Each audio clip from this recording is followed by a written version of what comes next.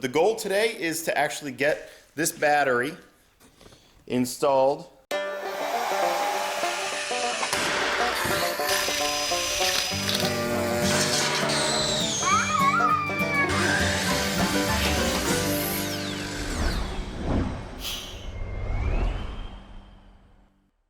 So since the last video, I was able to get the bolts in here, and these are some flush mount bolts. They have a bugle head, so I countersunk them in all four corners, so that should give us plenty of strength.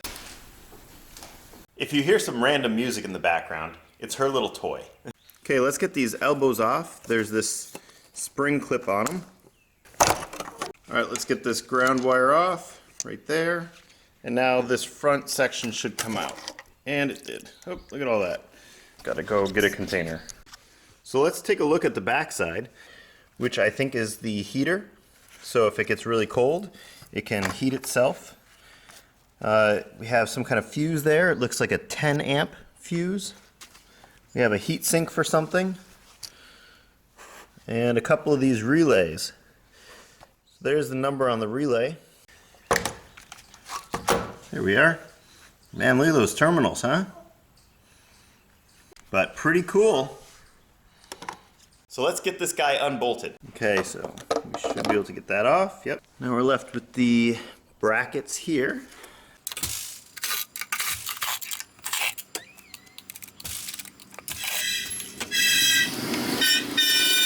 All right, here's all the bolts and these retaining brackets.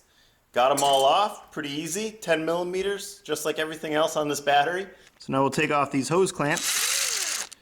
Here we go.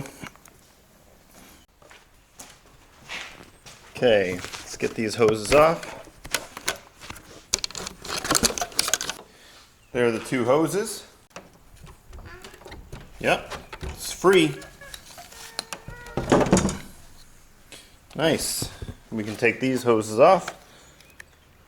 By the way, I threw this terminal just in a package so it doesn't short out on anything.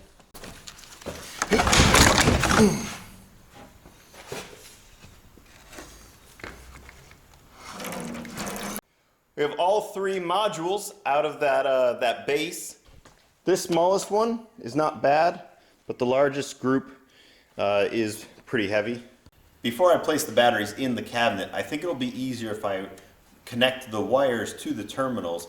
In measuring out what the longest length will be from the farthest away terminal to the bus bar, and that'll be 7 feet. So I'm going to cut all the wires to 7 feet. That way hopefully there'll be equal resistance in the wire so that we use all the batteries equally, hopefully. So this is some wire that I had left over from a project. It's 10 gauge. So I made a mark here at 7 foot mark.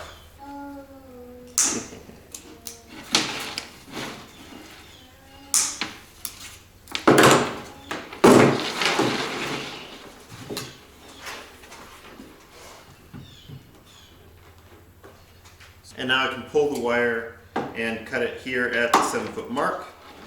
And now I just have to do that 7 more times on the black and 8 more times on the yellow.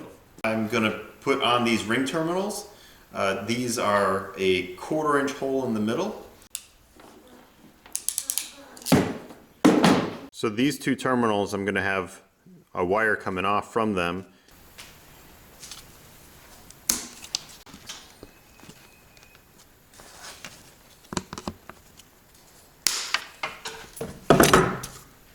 Now I have the 2 spots.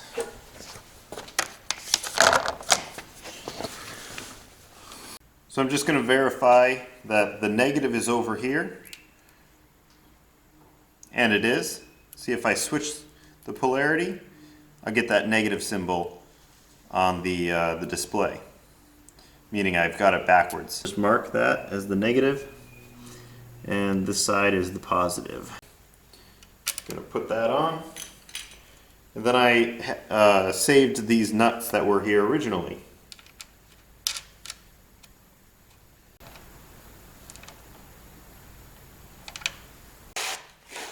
So I'm using yellow for my positive lead simply because that's some wire that I already had on hand and I didn't have to go buy anymore. Here we are, positive, negative, positive, negative. Put the cover on, and we can still get those leads out because I notched the lid. Now the other leads, the other ends of the leads, I'm not concerned with them shorting out because I put a little bit of tape on all of them. All right, since I wired up one battery, I'm going to get it off the pallet and up here.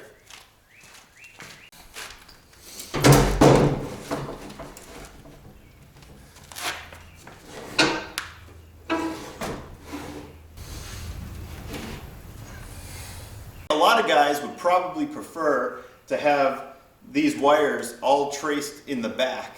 And I thought about doing that too. I mean, it wouldn't give me the ability to staple the wires to the wood in the back. But I'm just the kind of guy that I like to see the wires. I want to be able to trace a wire easily right in front and say, okay, that wire goes to that terminal. So, I don't know, to me it's just fun. It's, you know, it's part of what makes it the thing. For this battery, I got the positive on the terminal, but over here, I have to attach to that hole that I drilled earlier. So I use these tabs. Check out my last video if you want to see how I made those, just for some added safety. And now I have a M6x12 with a washer on it. I'm gonna get this in here. There we go. This is going to be the negative lead for this chunk of battery.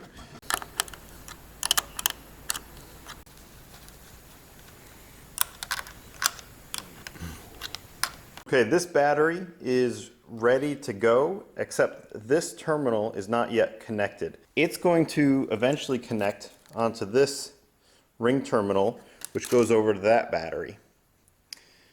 I'm not going to connect this right now because I have to carry these over.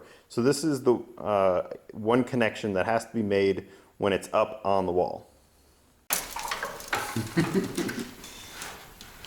Got to approach it safely. Well, of course. I mean, who else is gonna pick up this super heavy battery? All right, this is our biggest, heaviest battery section. On the edge.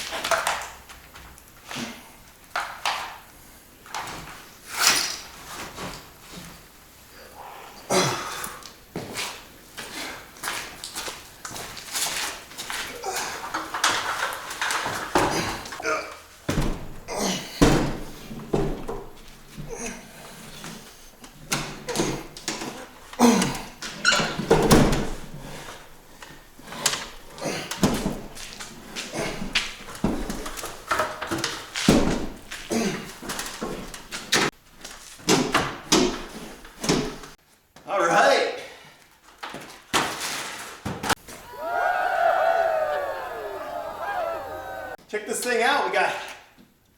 This is the entire Chevy Volt battery.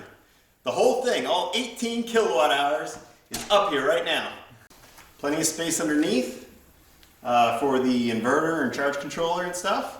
Part of using the slotted angle is that there's holes so that the air can pass up around the battery in the back and the front. So these are the small cell groups that form the large battery, and this is the wire that I had made before, and I just put it in this little protector. And it turns out it can reach down to this terminal where I'm going to make that final connection. And there we go. I just made that connection. It's nice and tight. Now I can snap this cover back down. So we got 4 cells here, then it jumps up to 4 cells here, over to 4 cells, and then this is the main negative of that. These two make the positive and negative of that battery. So even though these small cell groups are not physically connected, like bolted together, they are electrically connected. I didn't see the need to undo these long bolts that run through the whole thing. Well, I know right now it looks like a big jungle of wires, and it is. I have to dress it up, and I'm going to wire all these to bus bars So stay tuned to the next video that I put out to see that. Hey, thanks for watching. And if you enjoyed these videos, please like and subscribe. If you have any questions or suggestions for me, please leave them in the comments below. Thanks.